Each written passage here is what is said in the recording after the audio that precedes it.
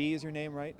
Bisa. Bisa, where were you on campus? I was in BH, but I was on the first floor in class. So is that the same building where this all happened? Yeah. What were you hearing? Well, at first, we didn't really hear anything. Then a fire alarm went off, and we thought maybe it was a fire drill. But then we got outside, and we seen people running. We see the cop cars. It got very clear that it wasn't a drill. Did you hear any of those gunshots?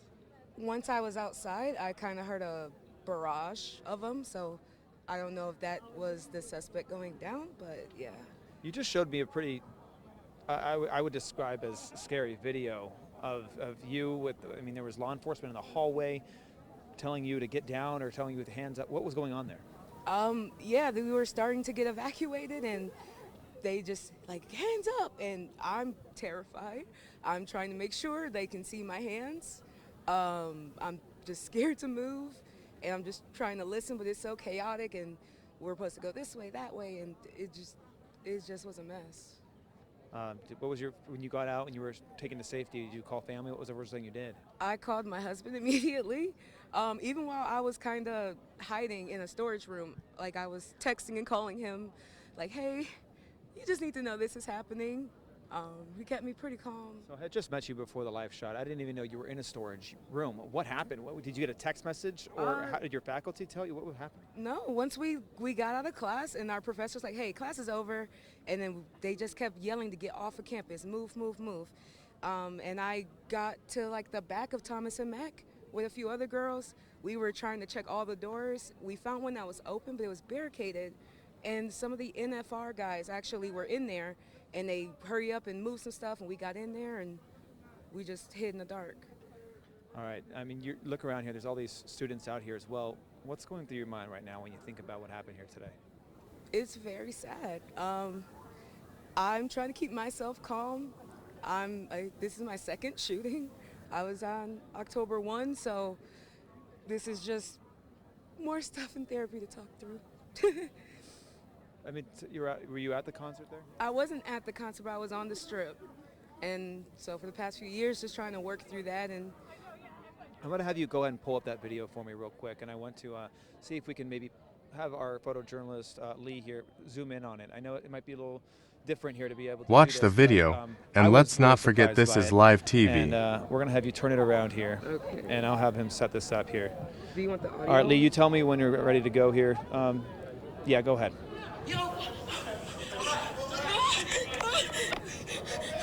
She just said she was in the dark with a couple of girls and a few guys with the door barricaded. Yet here she is with the lights on, no girls and only one guy and no barricade. Okay, I'm sorry. Okay, take a deep breath. Everything's gonna be all right. Everybody is staging over at the Scarlet Lot, okay? Go out through this door right over here where my friend's about to show you. What the fuck is that? I thought this was a video. So why does her video have that icon? So this video was taken at 11 in the morning, and now it's 4 p.m. and you are still at the school, where you almost died. You okay? Keep your hands up, okay? Everything's gonna be all right. I have some notes. You want to text me real quick? Did you get this door open? Yeah, we did. You okay? Hey, you okay? You're here. Okay. So let's go, you guys. Let's go inside right here so they can come just stay in the back of us. Let's run right next to you out this door, okay? Is there any more people in that hallway? You guys? Police! Police! Police! Police! Hands up! Hands up! Hands up! Police! Police, hands up! Everybody's hands up! Drop the weapon! Put your hands up! No. What does that mean? Wait. Okay. I don't like it. Back up with civilians over here. Right, we're gonna push them out. We got you. Good. You're safe. Please. Very good. We're gonna go that way. All right? Go ahead. I'll You're stay good. behind you. We're I'll stay safe. behind you.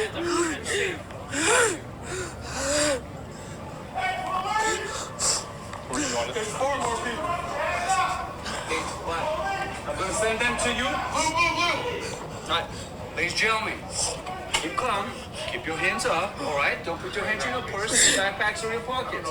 We're just going to go to that officer right there in the green, okay? He's going to escort you out to the safety. Okay. You want to go in front of me? It's all good. Okay, come on, you're absolutely good. Don't worry about it. You guys are doing great. Follow me this way. Door locked behind me.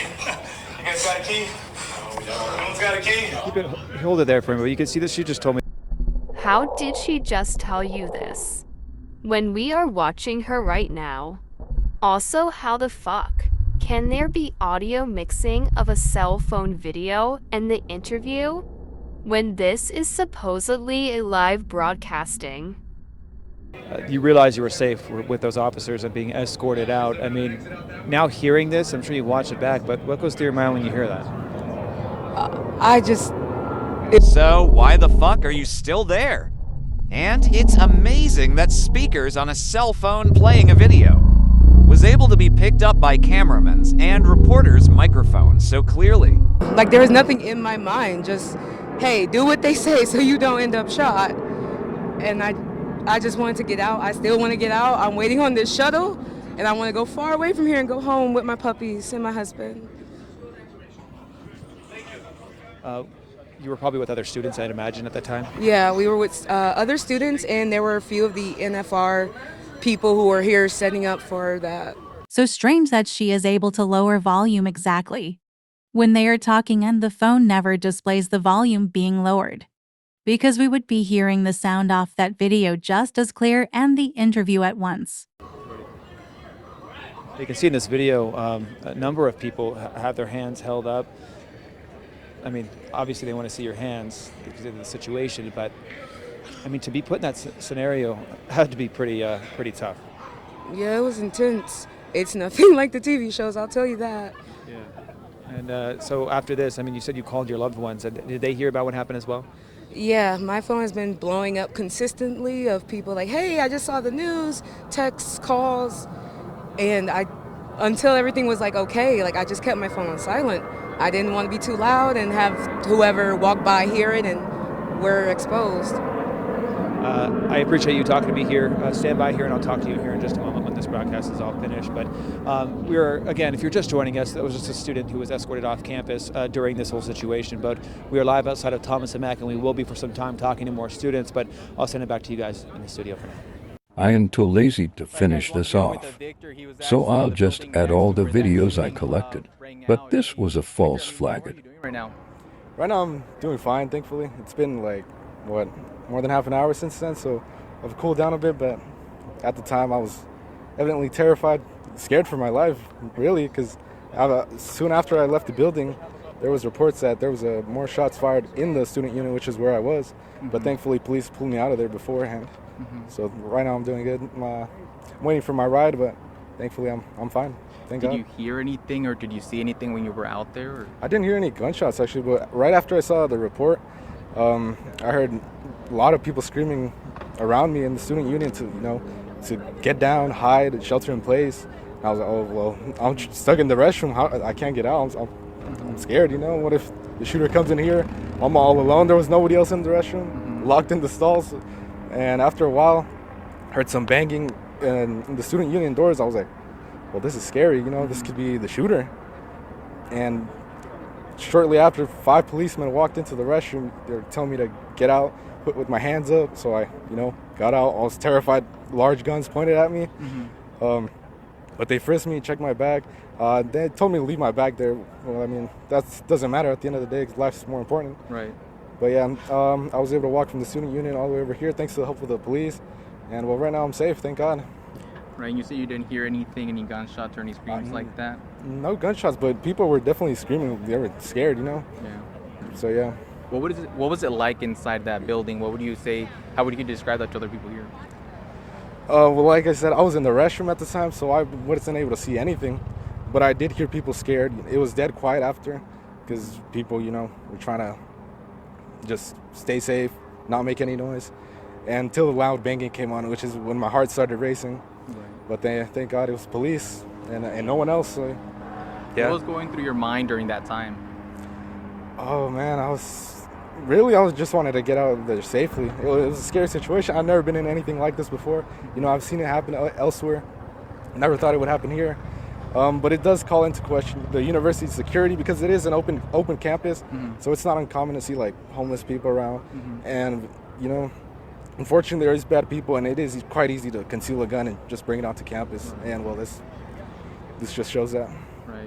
I mean, have you been able to get a hold of your loved ones, your mom or your dad, or I don't know if you have any siblings, or have you been able to reach out to them? Yeah, they all reached out right away as soon as they saw the news. And, you know, I let them know I was safe. I reached out to my friends. Thankfully, they're all safe as well. Unfortunately, there is people that did get hurt. You know, hopefully God's with them and they're safe and their families as well. But yeah, scary situation. Karina, you said you're from Alaska, is that right? Yes. This is your freshman year? Yes. Okay, so this is your first time, you know, away from Alaska, you know, living on your own. Going through something like this, how was it for you? I was really shaken because I've never been through something like this before. My community is very small, and I panicked. I didn't really know what to do, but my community had stayed messaging me through it, and I had 2 great classmates who helped me through it. So yeah, I'm still pretty shaken, but I'm okay. And you were mentioning that you were on a FaceTime call. We'll let this plane go past real quickly. Give me one moment. Alright, so you mentioned you were on a FaceTime call with your parents right after the shots were fired. You were mentioning you were praying. What was going through your mind at that time? At first, I had just gotten the text messages that there was shots fired and we had evacuated our classroom, and I FaceTimed my parents, and as soon as they answered, more shots went off, and I just, in the moment, I thought, you know, this might be the last time I hear my parents' voice. So I just cried and I ran, and they were crying and talking me through the whole thing. Well, I'm glad that you're here. Obviously, you know, a very emotional moment. And yeah, how many shots did you hear? You said you mentioned you heard several sets of shots? Yeah, it was like 5 or 6. I just kept running until somebody saw me crying in the street, and they told me to come inside, and we hid in an office for like 2 to 3 hours. Okay, but you're okay now, and are all your friends okay? Yeah, I've messaged everybody that I know here, and they've all said that they're okay, but my heart goes out to all the families who are suffering losses today. And just like going through this, I mean, you know, did you have any worries of, you know, just kind of being outside, knowing that a shooter's on campus? I mean, you hear about this on national news, but, you know, it affects you differently when you're a part of it. Yeah, definitely. You never think that you're going to be a part of something like this, but as soon as I stepped foot outside after the police came and got us, I just felt like I was so lucky to be alive, and there are others who can't say the same today, and I feel so relieved that my parents know I'm okay, but I feel so sad for those families that aren't. Sure. Do you feel safe on campus, if you don't mind me asking? I feel like there's a lot of people who really care for our well-being here, and that they're going to really try to make sure that UNLV stays a safe place. And while bad things can happen everywhere, there's always a loving community behind it. I'm just going to put these down. Yeah, so we're just on the east side of campus on Maryland Parkway, and we came all the way to the south side of campus at the Thomas and Mack Center. Now, this is where a number of dozens and dozens of students and faculty are being brought here so that they can get on a bus and taken over to the convention center, where then they can leave in that fashion. They don't want people just getting picked up here on campus. But take a look behind me here, a number of students here just waiting for the next shuttle to take them to the convention center. I just arrived here a couple minutes ago to get some information, and I've been talking to a number of students. I'm going to have our photojournalist sort of work with me here. There are a number of theater students here who are in theater class. Remind me of your name. My name is Daniel. Daniel, so you were in theater class when this all happened. Yeah. What happened when you were in class? So we were in the GRA building. That's like, I'd say 4 or 5 buildings over. And we just randomly got an alert we got an alert that there was an active shooter, but no one really knew what happened. So we were just kind of all freaking out because there was just a ton of sirens before we even got an alert for about 10 minutes, something like that. It was a while. And after we got the alert, we shut the doors. No one really knew to take it seriously until we got the second alert that said that it was a confirmed shooter and the police are taking action. So then we all just went quiet and we were all staying in the room. Everyone was really panicked. It was extremely scary because we didn't know if there was a second shooter. And once we got the alert that there was shootings in another building in the student union, then we didn't even know if it was going to be safe to try and walk out even when we got evacuated, because how many shooters would there have been? So it was just a really scary situation. And then a lot of the information was really just confusing. We didn't know if the suspect was dead or contained. We didn't know if there was more than one shooter. And we kind of still really don't know anything. And, you know, they took us out here to wait for a bus to be sent to the convention center to be picked up by our parents. And we've been waiting out here for 30 minutes and we have no updates, nothing. We don't know anything. Yeah, so, I mean, did you hear any of the commotion outside of your classroom? We did. So we heard screaming, and we heard like most of it was sirens, but we did hear a lot of screaming. And you could hear from the distance really silent gunshots, popping sounds. The second time, like for the student union, we heard the second ones because it was silent in the class. The first time we were like all talking and we heard the alarm go off in the classroom, and we were all shocked because we didn't know if it was like a drill or something. We didn't know. But like the second time for like in the student union, that's when we like kind of heard it in the distance, and we were all like, oh, oh. So what's going through all of your minds right now? I mean, there's 3 people dead, not including the suspect who's deceased. This is information that police have confirmed. What's going through your mind when you hear about this? Honestly, right now I'm kind of just in shock, so I don't know. But like in the moment, like there was so much going on and so many different things being said that I was kind of like panicking, but also just kind of like sitting there. I honestly I don't think I said a lot like the entire time. I was just like sitting there and I kind of cried a little, but like it was like you never expect it to happen until it actually does, and when it does, it's kind of like. Yeah, I mean, even in university when I was there, you unfortunately prepared for this sort of thing. Yeah. But did you feel like you knew what you were doing, or did you get information on what to do? I feel like in the moment you're just kind of like, it's so surreal. Like honestly, you don't know what to expect, and then like when since it actually happened, it was kind of like we were all. Drills. There was no warnings. We didn't know any evacuation routes or what to do. All we knew is just what we thought we should do, you know, if there's a shooter. So we had just people hide. We had some people stay by the door. We didn't barricade the rooms just in case we had to escape. But really, it's all really shocking right now. I'm glad I'm okay, and I'm glad that everyone that was in my class is okay. But I think the biggest thing is 3 people are dead, and I have no idea who that is. It could be someone I know, and I'll find out who knows when. All right, thank you so much for talking with us. I appreciate it. We'll talk to you here in just a moment. You mentioned that you actually had class originally in that building, is that correct? Yeah, so I had my history class, and thankfully, since it's the week before finals week, my teacher told us that we didn't have to have class. That way we could just focus on all of our assignments that we had to do. So luckily I wasn't in there today. So you could pretty much say, another plane real quick, you could pretty much say, I'll have to answer this after this goes, but you know, not having that class was almost some sort of blessing to you, not having to be in that building at the time of the shooting. Yeah, I think not having that class was a blessing in disguise, and it really just shows like if some people don't or have a feeling not to go to class, like you shouldn't go to class. Like you have to trust the intuition. You can't just be like, oh, I have to go because attendance counts for it. Sometimes you have a feeling that you shouldn't go, because I know a couple friends that didn't go and that were in that building, and it might have saved them. Sure, and you know, just this whole entire situation, obviously you're evacuated now, you're safe to at least go home right now, but were you worried at all kind of being nearby? I was worried being nearby just because we are an open campus. You don't know who can walk on at any point in time, and this really shows it. I think that we need to have more security and more coverage over the entire campus because we are so close to the Strip, and we do see a lot of homeless people. And it was worrying, like when people first started texting me, I didn't know what was going on, they didn't know what was going on, trying to keep in contact with all of my friends, like making sure they were all safe. With that being said, do you feel safe on campus? I feel safe a majority of the time on campus. It's just sometimes walking down and you see that homeless person, and it's kind of like, oh, okay. But I've lived here my entire life. I'm used to all the homeless people, so it's... All right, and lastly, you mentioned this the last week before finals. Is it unfortunate seeing, you know, right before finals week, you know, you're trying to get the semester done, holiday season, something like this happening? I just think it's honestly super horrible, everything that happened. I don't think it should happen anytime, and I think it's even worse because now these people are going to have to mourn during the holiday season. It's going to be a constant reminder every year. So honestly, it's horrible whenever it happens. I think it's worse when it does happen around the holidays, and I feel horrible for everybody and their families, everybody who's going through this, everybody who is injured, has a loved one in it, and I'm praying for all of you. I'll have our photojournalist pan up to the stairs here. You can still see there's a number of students on the stairs there, many of them trying to figure out what's next. They can't return to where they live on campus, some of the dorms there, including Kelsey here. Kelsey is a second-year student here at UNLV. First off, how are you doing right now?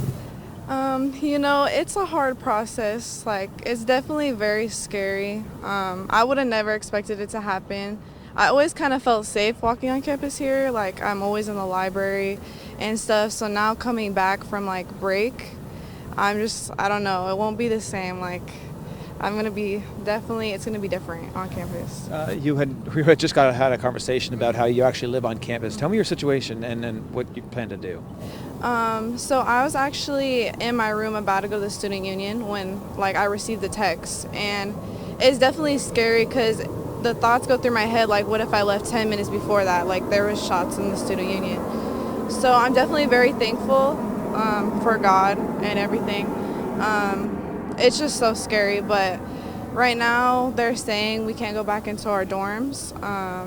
So I'm just trying to figure out something because obviously I don't want to really stay in there. I'm hungry.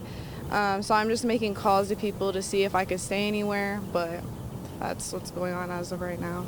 So when that first text came to your phone, obviously I imagine you stayed in your dorm, but how did you know when it was okay to leave? I was stuck in there for hours. We had to wait in there for a long time until our building was finally getting cleared by the police. Me and my mom were on the phone. I was on the phone with people, we were all crying because it's scary, hearing the amount of people that, ended up dying, ended up getting injured. It's terrifying, just to think it could have been you or it could have been one of my friends. It's so terrifying.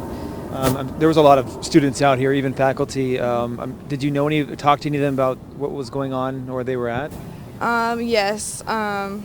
I definitely was. I was definitely talking to some of my friends and stuff, and they were telling me, some of them were running for their life. So it's terrible. It's terrible.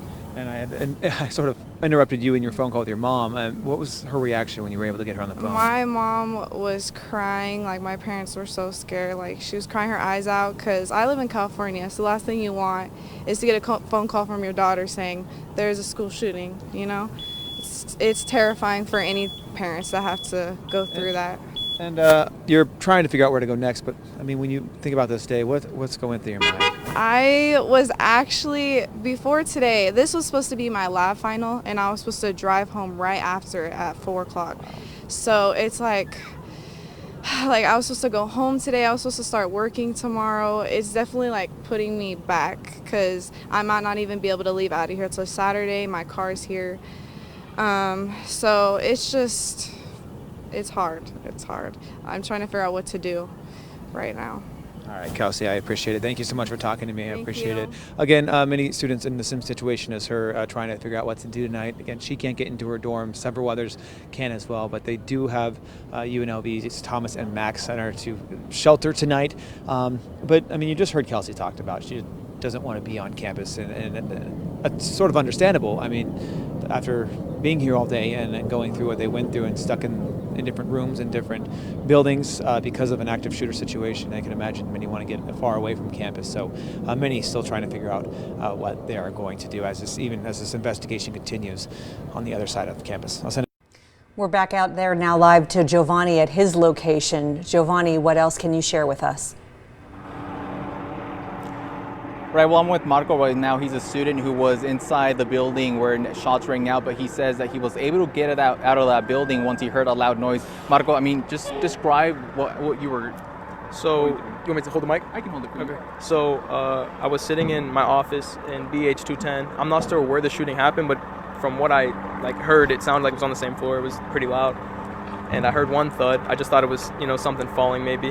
Then sirens started going off in the building, so I just assumed it was a fire drill. I put my laptop back in my bag, I put it on, and I heard 6 more loud bangs. So I'm like, oh, this isn't a drill, this is serious. So I get out of the room, put my book back on, and I see a couple cops running up the steps with their guns out.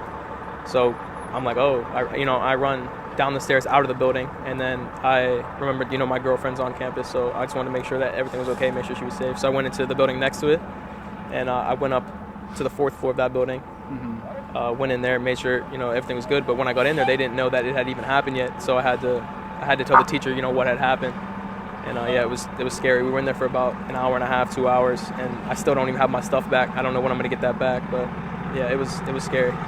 What was going through your mind as you were running out of the building? I was just hoping to get away alive at that point, because it was loud, it sounded like it was right there.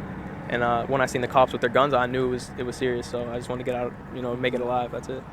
And you were telling me also that you didn't want to frighten the other students in the classroom that you ran to, right? Yeah. So when I got into the room, they didn't know that the shooting had even happened yet, and I didn't want to scare anybody because I just didn't know how to break the news. So I just told the teacher because he came outside, he seen that I was out of breath, so he came outside and I told him what had happened, and he had broke the news, which I feel like is better. We've been hearing a lot from students that they've been getting alerts on their phone about that shooting. Did you receive those alerts as well? I did get those alerts. Yes, I did. It's good that they have those alerts because if I weren't to break the news, then they would have all got those alerts and seen that it had happened. So that's good. And when you were able to get together with your girlfriend, what was that moment like for you? It was good just to make sure that everything was okay, make sure she was okay, make sure that everything was under control at that building. It was good, yeah. Have you been able to get a hold of your mom or your dad or any siblings that you might have? Yeah, so I'm an out-of-state student, so my family's all back home in Pittsburgh. So yeah, when they had seen it on the news, they seen it on Twitter, and they texted me, called me, and make sure that everything was okay. And yeah, it was good, getting to hear. They wanted to hear my voice, and it was good to hear their voices as well. What was their reaction? I'm sure they were very mortified. Well, yeah. Well, my grandparents were crying, and because they didn't know that anything could happen. So, but it was just their reaction was just shocked that anything like this could happen, especially to their son, stuff like that. So, yeah, they were shocked. What do you make of the response from Metro? You were telling me that you saw officers running into the building when you were running out, right? What do you say of the response?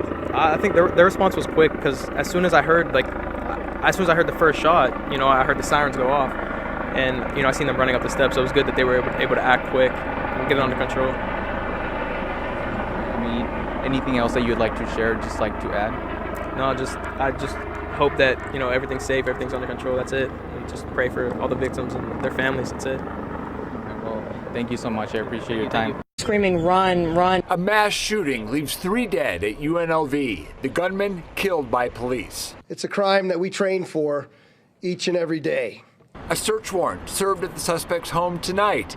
Plus details on that police response, how they brought down the shooter, and what we know about the ongoing investigation. What was that hug like? It was amazing. And students caught in the middle, what they saw as they were evacuated, and their emotional reunions with family. I heard the gunmen started coming closer in the direction of the student union, and they ended up going inside of the building. And I have a clip of where I can hear them shooting, and I was just freaking out, crying. I didn't know where my friends were. They were on the other side of the building. I was the only one in the bathroom. Students in shock tonight after a gunman opens fire at UNLV. This one telling us today she hid in a bathroom, standing on a toilet so no one would see her if they entered. And new details are pouring in tonight about the attack. We begin with an update on Metro's investigation. We do know tonight a source from police has served a search warrant tonight in Henderson. It is tied to the suspect. Our Fox 5 cameras capturing the scene. This is near Arroyo Grande and Warm Springs as the SWAT team moves on in. We'll have more on that scene shortly. We also know that 3 people have died. A 4th is recovering at Sunrise Hospital, and their condition has improved since they arrived in critical condition. Police say the shooting began on the 4th floor of Beam Hall. The shooter was killed by university police officers in a shootout outside that building. Police know the identity of that person. A source close to the investigation tells Fox 5 he was a 67-year-old college professor, and the Associated Press had learned that the shooter tried and failed to get a job at UNLV. Sheriff Kevin McMahill credited the quick response from law enforcement for subduing the suspect and preventing further injury. If it hadn't been for the heroic actions of one of those police officers who responded, there could have been countless additional lives taken. Armed confrontation of the suspect by law enforcement stopped the suspect's further actions. McMahill also said that the Las Vegas Metropolitan Police Department, University Police, and other law enforcement agencies and first responders train regularly for situations like this, and that both on and off-duty officers responded to campus within minutes of the shooting. Mayor Carolyn Goodman also spoke on the shooting today. Goodman, who also led the city during 1 October back in 2017, called for an end to this kind of violence. Enough. It is enough. And it is people filled with anger or not understanding how to handle disappointment in their lives that they become even more hateful and full of anger and take lives of others. So my condolences on behalf of the entire city and the community. And police are investigating a motive in the shooting.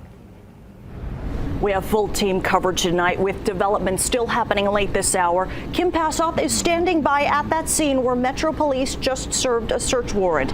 Mike Allen and Shauna Kalafi are at the Family Reunification Center set up at the Las Vegas Convention Center. But first, we go to Fox 5's Joe Vigil, who's been at UNLV all day today. Joe, how are things looking out there tonight? Well, John and Jacqueline, things are relatively calm here on Maryland Parkway and Harmon right behind me. After this stretch of road was covered with dozens and dozens of first responders and law enforcement vehicles all day long.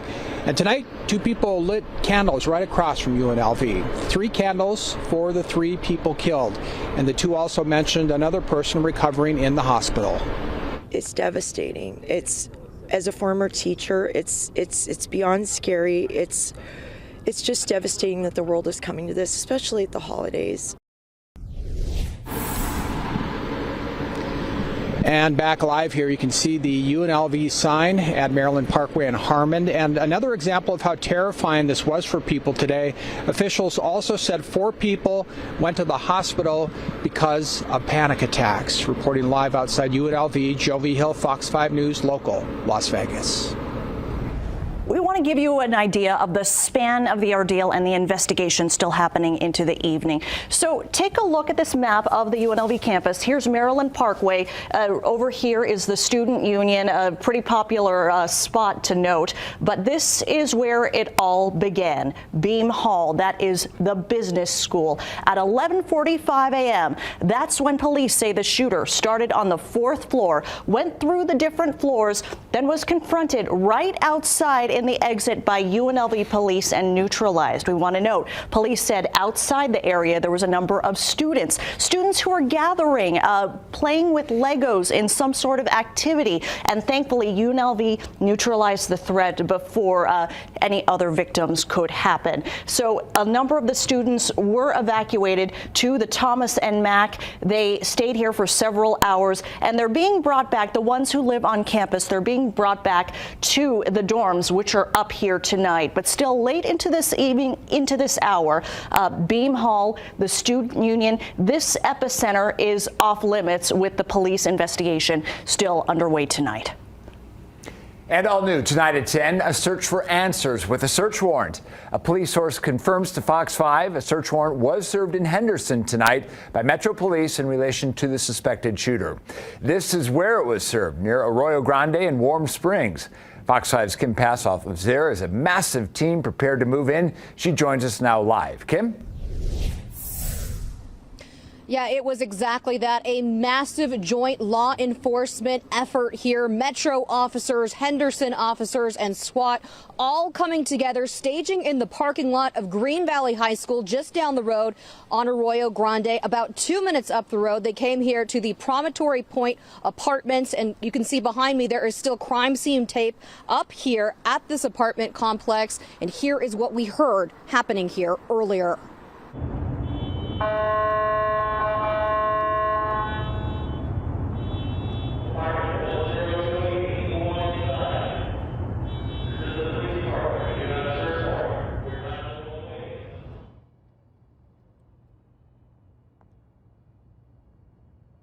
Armored SWAT vehicles rolled into the apartment complex just before 7:30 tonight, blocking off the entrance and locking this large apartment complex down. Over that loudspeaker, they announced they had a search warrant and they would be coming into an apartment. Seemingly no one responded to them, and we saw SWAT members fan out throughout the apartment complex wearing bulletproof vests and helmets. We saw them stage on stairways and also hallways. Then we heard two loud flashbang type devices go off and smoke come up in the middle of the apartment complex.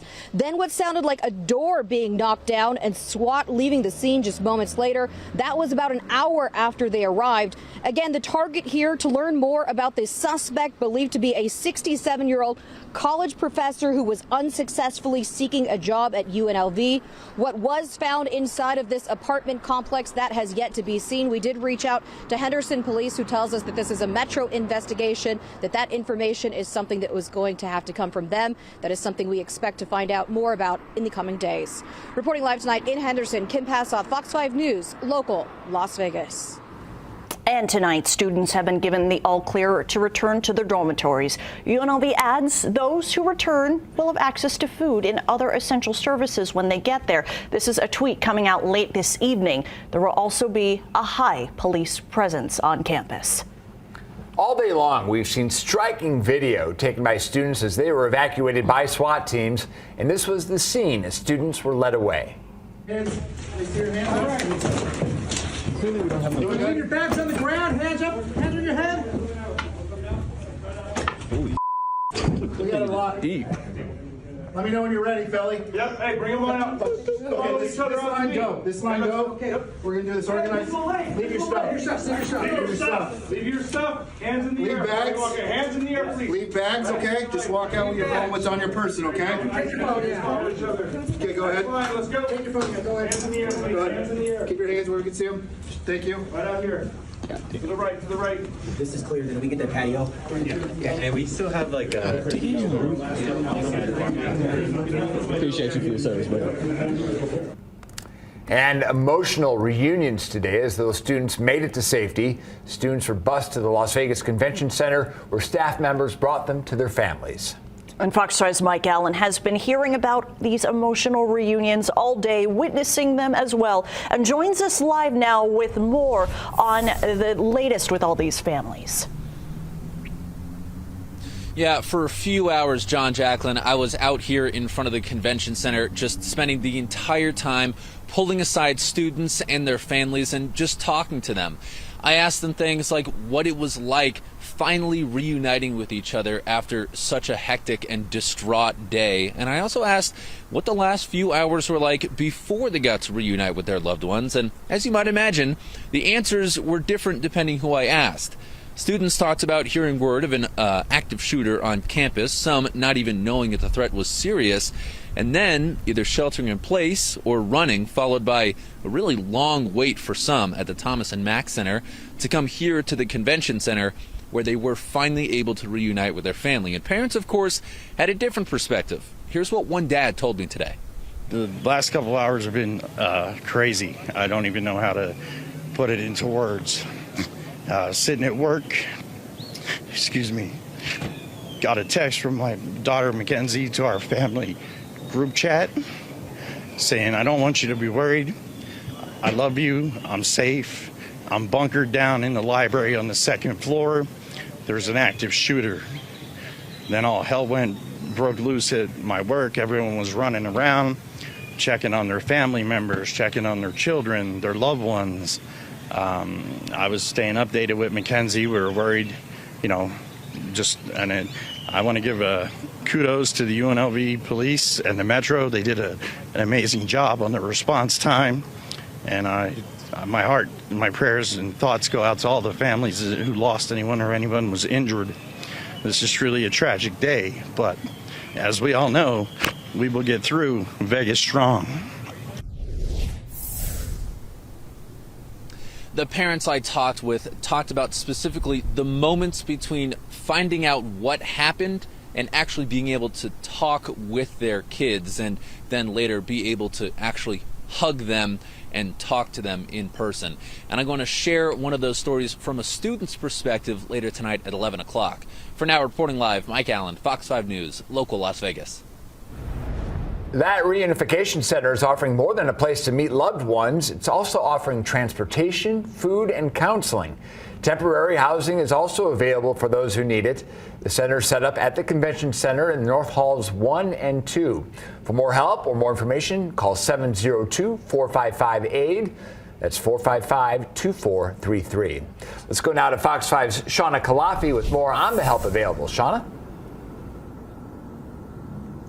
Yeah, like you mentioned, we're offering an array of services here. So the process when students were dropped off here at the Unification Center was their names would be inputted into a computer system, and then they would be assigned a person that's a navigator who would help them navigate which services they needed to seek. So transportation services, counseling, temporary housing, although we do know that students who live on campus are now being allowed to return to the dorms. So we want to share some perspectives that we heard from students here tonight.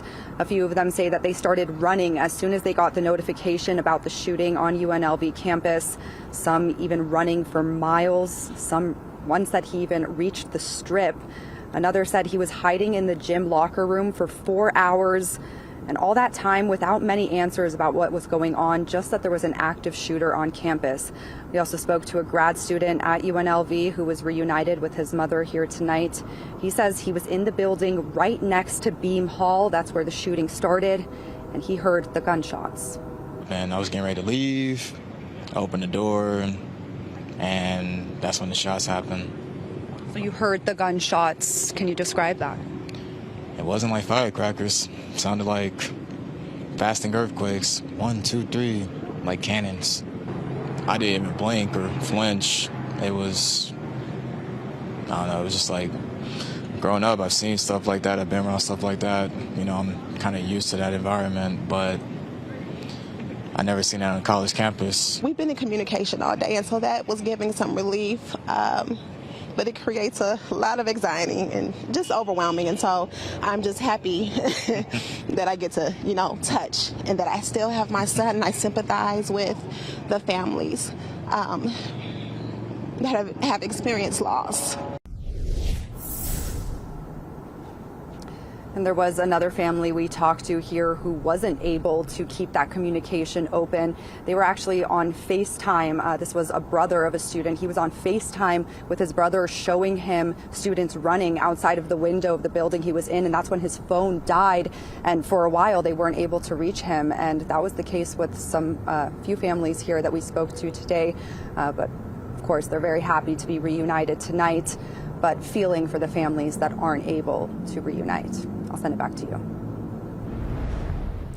Keep in mind, university police say UNLV will be closed through the end of the week. They're still evaluating whether or not it will actually open next week. That's finals week, or when finals are scheduled to take place.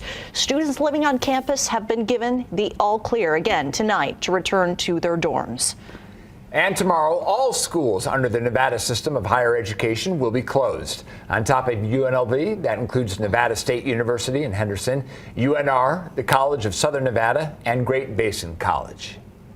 The National Finals Rodeo, which does take place at the Thomas and Mack, has canceled opening events set for tomorrow.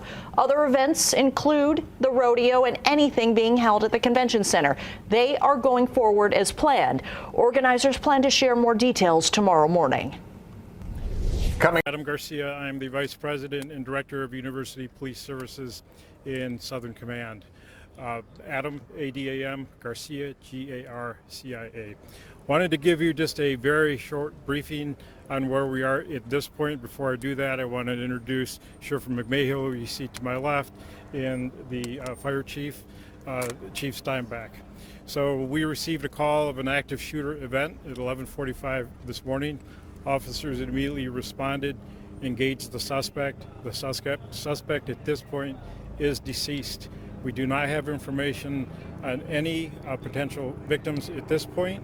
What I can tell you as well is that the entire Nevada system of higher education in Southern Nevada, campuses are all closed out of an abundance of caution. There is no threat to any other campus, but we are doing this out of an abundance of caution. With that, I will turn it over to the sheriff. I'm Kevin McMahill. I'm the sheriff of the Las Vegas Metropolitan Police Department, and I want to say to the community, there's no further threat. I will tell you that this combined police, state, local, and federal law enforcement, along with the fire department, worked very well. As the chief told you, we do have one suspect down. Of course, we have no idea on the motive. There are a number of victims that have been transported to area hospitals, so I don't want to give you false information and tell you how many victims that we have, but we will be providing that update very, very shortly.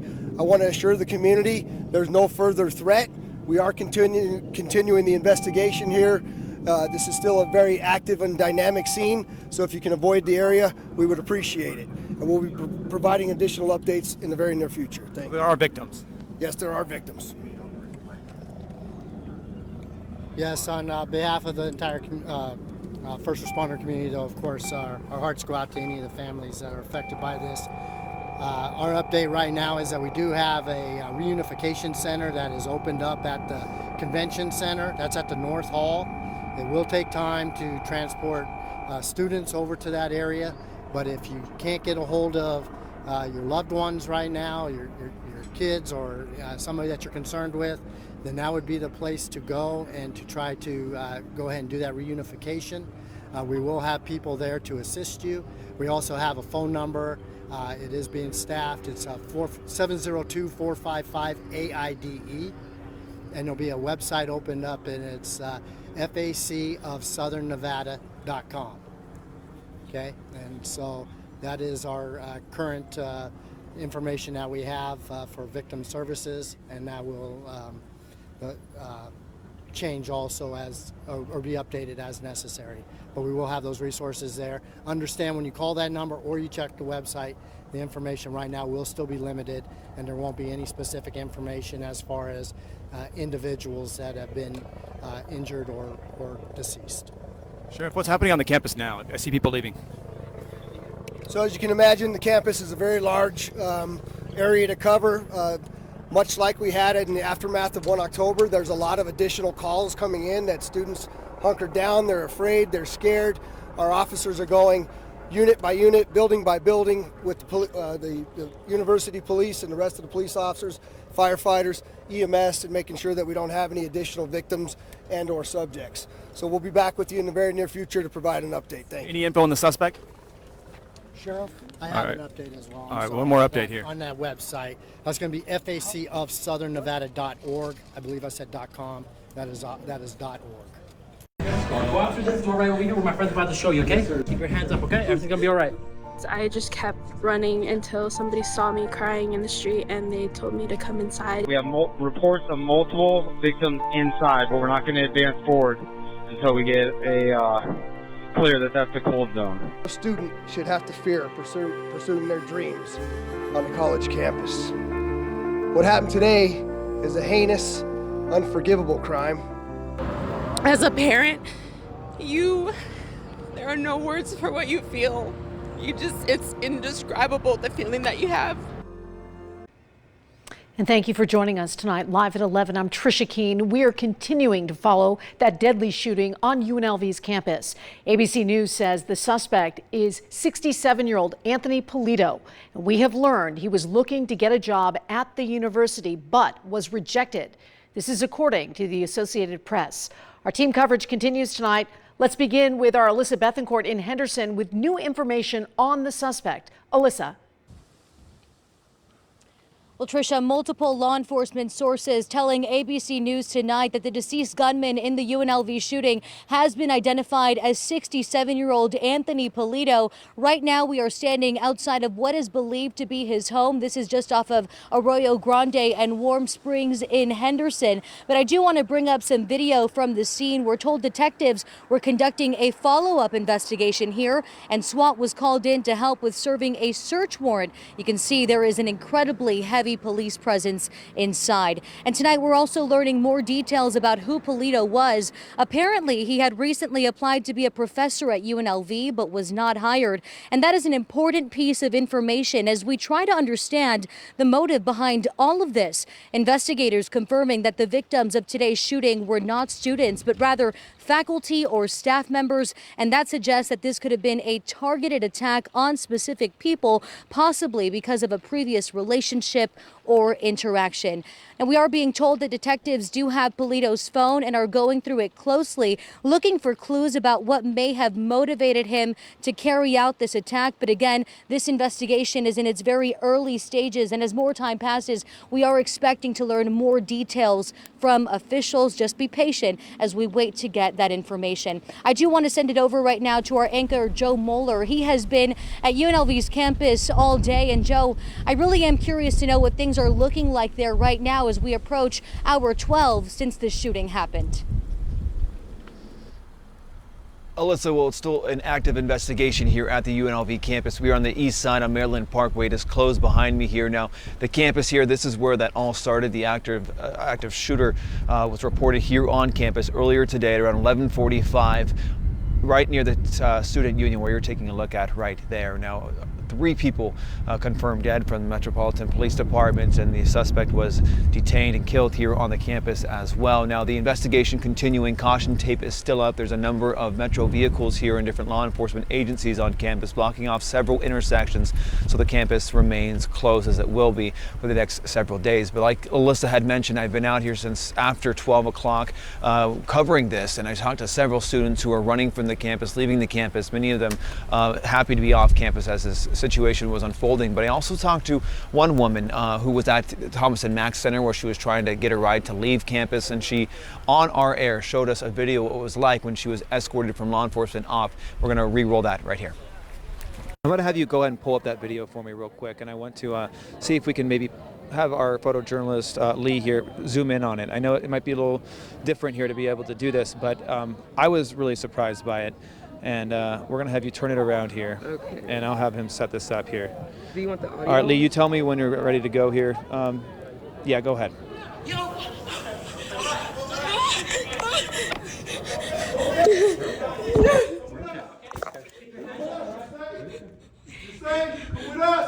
Okay, I'm sorry. Okay, come on. Okay, take a deep breath. Everything's gonna be all right. Okay.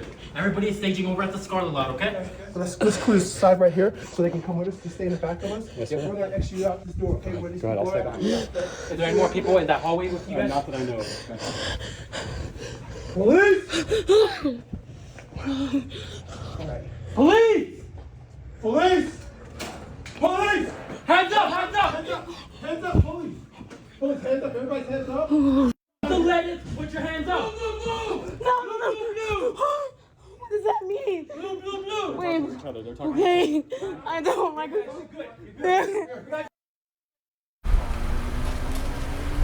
Some chilling video there from moments there in the campus when she was being escorted out by law enforcement. She had the same sort of reaction. Several other students I spoke with who were just saying they didn't know what to do at the moment. They just had to follow the law enforcement. They had to trust that.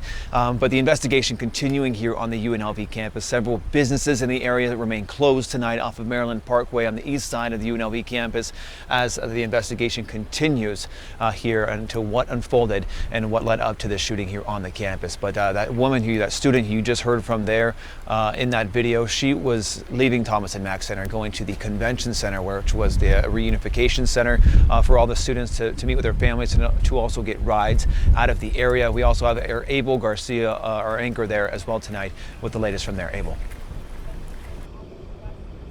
You know, Joe, it's such a different scene now than how it was a couple hours ago. Now, of course, we are here in front of the Las Vegas Convention Center where it is completely empty. But as I just mentioned a few hours ago, we saw that flock of parents, flock of families coming in to retrieve their loved ones, to once again be reunited with their loved ones. As you just mentioned again, so many people who were at UNLV were transported here so that they can be reunited with their loved ones, so they can finally be picked up once again. And again, emotions were running so high as this has been such a devastating situation that has really taken over not only our city, but really it's been felt all over the nation when we have such a tragedy, such a difficult situation like this. You know, I talked to some families earlier this afternoon as well when they were arriving here to the Las Vegas Convention Center, desperate for answers about their loved ones who were still at UNLV, who were witnessing this entire devastation, this horrific, horrific situation that we definitely know. So I want you guys to take a listen right now to that moment when they finally were reunited. Oh my gosh.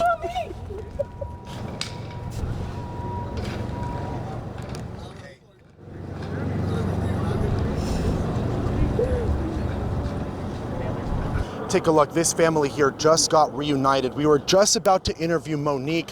Her daughter was inside of UNLV while all of this broke out, while that active shooter was there. She actually tells us that her daughter heard those gunshots earlier today, and we are so glad to be here watching this family finally reunited during this very difficult situation. Monique, tell me, how are you feeling right now that you're finally reunited with your daughter, who we are so glad she is here with you now? That's the relief. Again, my heart goes out to those families who don't know what's happening with their children, who have lost their children are injured. I'm very fortunate mine is here. I can breathe. That is the weight of the world lifted off of me right now to know that my child is okay. What emotions are going through your head when you saw your daughter running here to the Las Vegas Convention Center? Thank God.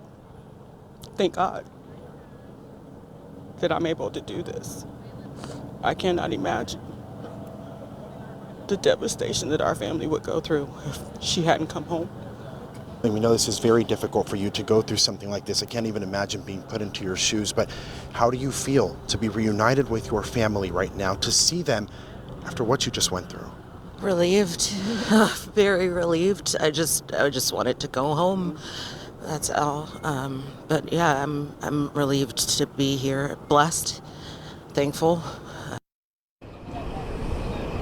Now, it was so great to see family like Monique's to finally be able to be reunited, but of course, we are also still mourning the loss of so many family members who unfortunately are not able to have that same encounter tonight. Now, of course, here at the Reunification Center, it is currently closed right here at the Las Vegas Convention Center. It was at the North Hall a little earlier today. Now, Vegas Strong Resiliency Center is taking over. So, of course, if there's anybody who still needs their needs met, they are still open, and they are, of course, welcoming anybody who needs help at this time. Tricia, a truly devastating day here in Las Vegas. Absolutely, and a powerful reunion there with that family. Well, tonight there were plenty of tears, of course, hugs, singing, and fellowship at a vigil for the victims of the UNLV shooting and all those affected. Our Brian Horwath was at that vigil in downtown Las Vegas and has more tonight. Tonight at the historic 5th Street School in downtown Las Vegas, community members gathered to mourn the lives lost at UNLV on Wednesday. Please take me to the King. Tonight brought unity and togetherness in a safe place, but this morning UNLV's student union was a frightening place for Chris Solomon and several dozen UNLV students and volunteers with his nonprofit Rise Free. They were there for an event on the second floor. You know, we're organizing students, we're teaching them about things, and it was fun, and that all turned into, you know, fear and cries from students inside the meeting room. For a while, after a shooter opened fire at Beam Hall, it was complete chaos on the campus, Solomon says. All of us had to raise our hands up. They told us to be prepared. Though everyone at his event was able to make it out safe, the sights, sounds, and emotions of the day won't be forgotten, he says. I don't know who it was, but there was someone's body present as we were leaving behind Student Union. Solomon says he felt it was important to be at the vigil, which was put on in part by Tori Russell, founder of Broadway in the Hood, a local theater production organization. Russell says togetherness was needed Wednesday night and will be needed in the days and nights ahead. And we all came together to be able to just say, come together and love on each other.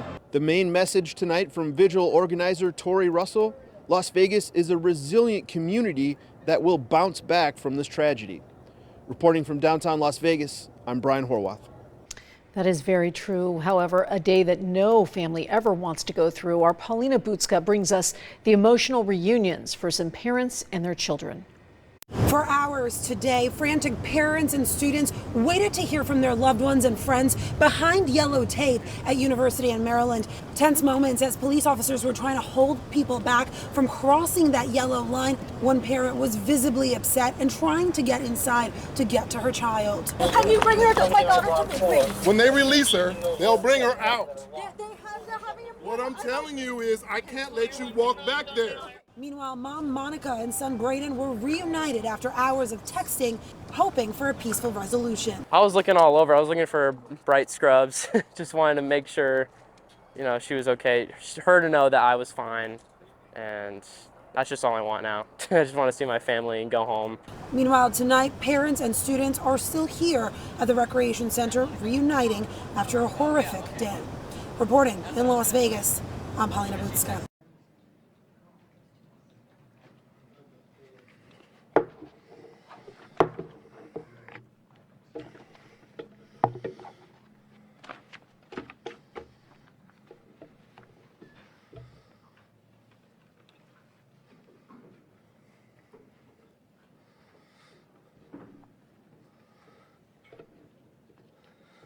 Good evening. Thanks for coming. My name is Kevin McMahill, and I'm the sheriff of the Las Vegas Metropolitan Police Department. First, I would like to reiterate to all of you that there is no more ongoing threat to our community here in Las Vegas. I also like to tell you that we do know the identity of the suspect in this case, but I will not be releasing his name tonight until after the next of kin notification. As you all know, of course, this is a tragic day for all of us in Southern Nevada. And at approximately 11:45 a.m., LVMPD dispatch received reports of an active shooter at the UNLV campus. UNLV campus police responded to the scene and engaged the suspect immediately right outside of Beam Hall. LVMPD officers also responded simultaneously. I can tell you today, 3 of the victims are confirmed deceased. There is a 4th victim who suffered a gunshot wound and is now currently in Sunrise Hospital, upgraded to stable condition. In addition to that, there were 4 additional people who were transported from the scene to nearby hospitals suffering from panic attacks. 2 of our officers were treated at UMC for minor injuries, which were received while searching the vast rooms and buildings for victims at UNLV. Our hearts go out to the entire UNLV community.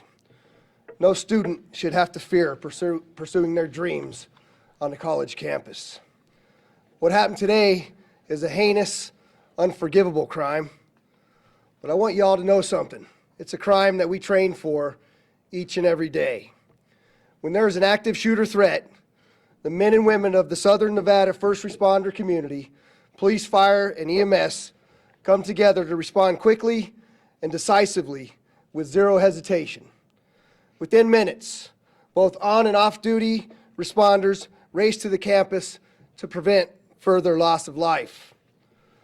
On a personal note, I'll tell you that after 1 October and all the time and effort and energy that we've put together in training with the men and women of law enforcement, the fire service, and EMS, watching how seamlessly they work together today made me very, very proud to be their sheriff. Importantly, there was a gathering just outside of the building where the students were playing games and eating food. There were tables set up for them to build Legos. And if it hadn't been for the heroic actions of one of those police officers who responded, there could have been countless additional lives taken. Armed confrontation of the suspect by law enforcement stopped the suspect's further actions. I'm proud of the courage of these officers and the UNLV campus police and how they demonstrated that today. And with that, I'm going to introduce the governor of the great state of Nevada, Joe Lombardo. Governor. Thank you. Kevin, thank you for the opportunity to speak tonight. I think it's important for people to realize the partnership that is formed as a result of my career at LVMPD and with Kevin, the sheriff himself, and the confidence that I was assured of when I got notified today. I had no doubt that the response would be appropriate, it would be swift, it would be quick, to the satisfaction of all the naysayers that we normally experience during critical incidents. And today, LVMPD did a fantastic job, along with the University PD did a fantastic job. And after the after action is settled here and our concern for the victims are bolstered and satisfied, I will be absolutely proud of the response of the first responders. I'll be absolutely proud of the community of UNLV, and I'll be absolutely proud of the community of Las Vegas and the state of Nevada. I had some formal comments to be said, but the important piece is I'm here to show the solidarity between the community and the law enforcement community and ensure on behalf of the state of Nevada, we are here to help, provide resources to the benefit of the victims and to express my concern for the victims and favorable thoughts to the families and to ensure that we move forward as a society and as a community, and to assure the community we are doing everything within our ability to address these situations appropriately and with the knowledge that we receive on a continual basis. So, Kevin, thank you. I appreciate that. And I think it's appropriate that the chief of UPD comes up and says a few words in the positive response of his police department. So, Chief Alex Garcia, please. Thank you. Good evening. My name is Adam Garcia. I'm the University Police Chief. First of all, let me begin by telling you all how heartbroken we are on our campus for what happened today. On behalf of the Chancellor, the Board of Regents, and President Whitfield, I am passing along our profound sense of loss for what occurred in the loss of life that took place. As the sheriff said, our officers collectively, UPD as well as Metro, responded to call for shots fired approximately 11:45. Two of our detectives responded to the scene and immediately engaged the suspect in a shootout. The suspect was struck and is deceased at this time. The campus was almost immediately closed, and out of an abundance of caution, all Nevada System of Higher Education institutions in Southern Nevada were as well closed. UNLV will remain closed for the remainder of today, tomorrow, and Friday, and additional determinations will be made as to whether or not the university will reopen next week, which will be finals week. So with that, I will turn it over to Commissioner Gibson. Thank you, Chief. I'm Jim Gibson, the chairman of the Clark County Commission, and I'm here to express the shock that we all felt as a community, but at the same time, the enormous relief that we feel as a result of the great work of the first responders. We want everyone to know that anyone who has been affected will have the resources available to them to ensure that they have an opportunity and a pathway to work through whatever the effects have been. My colleagues on the County Commission, indeed all of us in Clark County, express our support to the university and the folks who've been affected over there. We know that this will not know the entirety of the effect of all of this for some time, but the one thing that is certain, which was spoken, I think, a few minutes ago, is that without the incredibly well-trained and effective response that was provided, a whole lot worse situation could have happened. For those who suffer loss under the circumstances, the worst has happened for them. And as a community, we need to make sure that we're mindful of them. We need to keep them in our prayers, and we need to respond in every other way that we possibly can in order to meet the needs that are so great at this time, this kind of a thing, and at this time in our lives here in this county. And now I would turn it over, the microphone over to Chief Steinbeck, who will talk just a little bit about what some of the resources are that are available. Chief?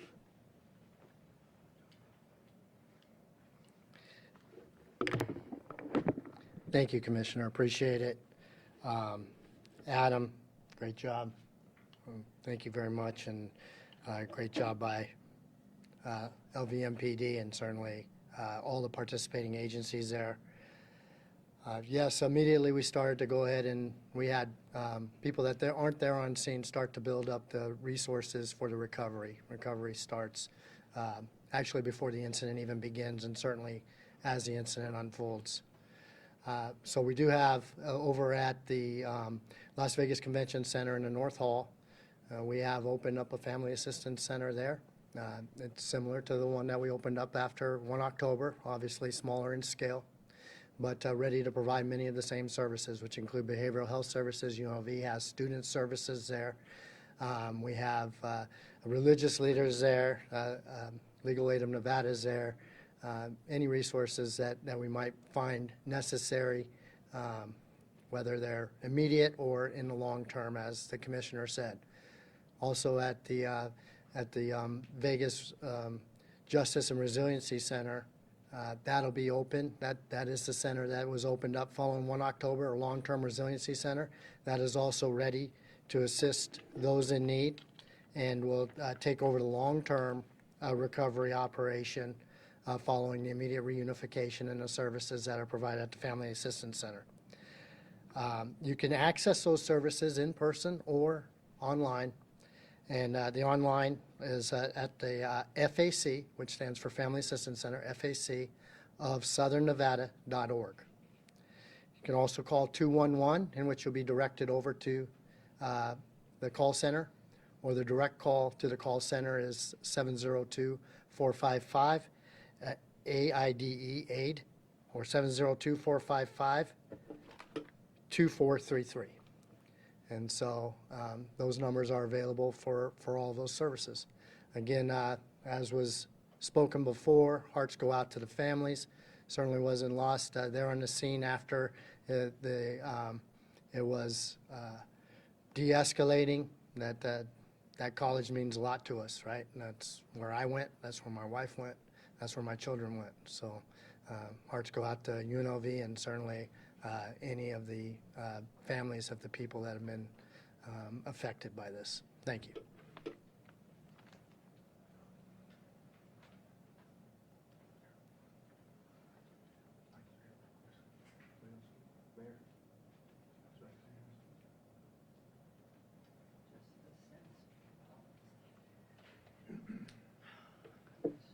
I'm Carolyn Goodman, Mayor of the City of Las Vegas.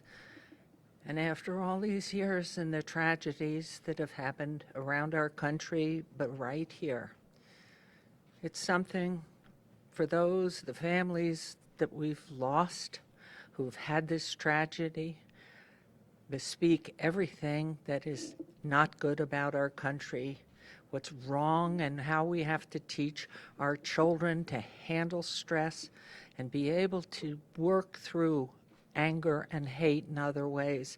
I don't have the particulars of who we have lost. I think this is all with the sheriff. I know our first responders were incredible, all facets of law enforcement immediately pulling together, and I'm so grateful and proud of them. I do have someone very close to me who was out on the campus at the time, and want to commend the security out at UNLV for their instantaneous reaction and calming those who could be calmed and making the lockdown bearable with all that fear. The fear that permeated every one of those children, every one of those professors. It's a very difficult time, and it's time for us, as the adults, enough. It is enough.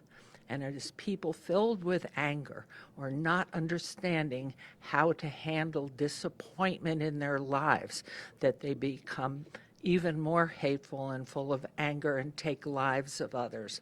So my condolences on behalf of the entire city and the community to those we've lost, those families that are so distraught and lost today and in the future.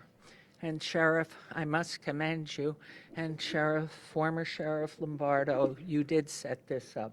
And Sheriff, thank you. What a tragic time for us. But it's a time to make it a positive and do something. We must fix this now. And allowing me to speak. Thank you, Sheriff. And congratulations.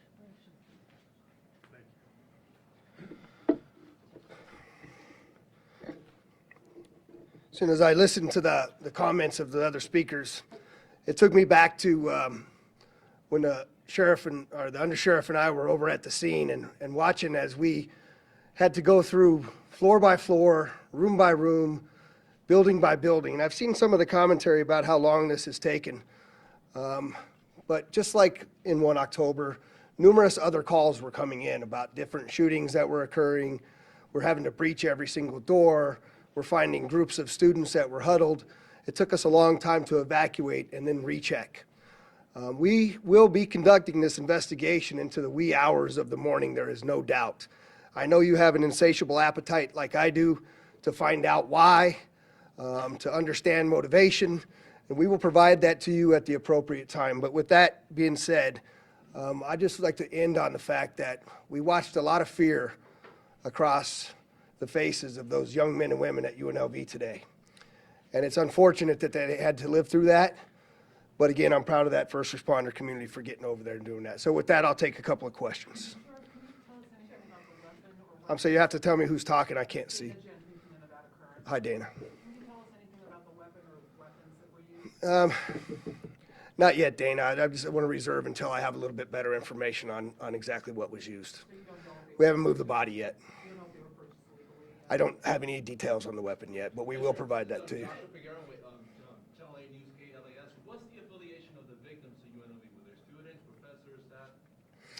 I'm not prepared to release that information yet either. Like I said, I know you guys are hungry for that, but we haven't been able to run each and every one of those leads down, and I don't want to provide you misinformation at that. Ricardo, last one. Did the shooting originate outside, or did it begin outside, and about how long were shots fired? It originated on the 4th floor of that beam building, went to multiple floors, and the suspect was neutralized on the outside by the UNLV Police Department. So we'll be providing you the next news conference information as we get it. Thanks for coming.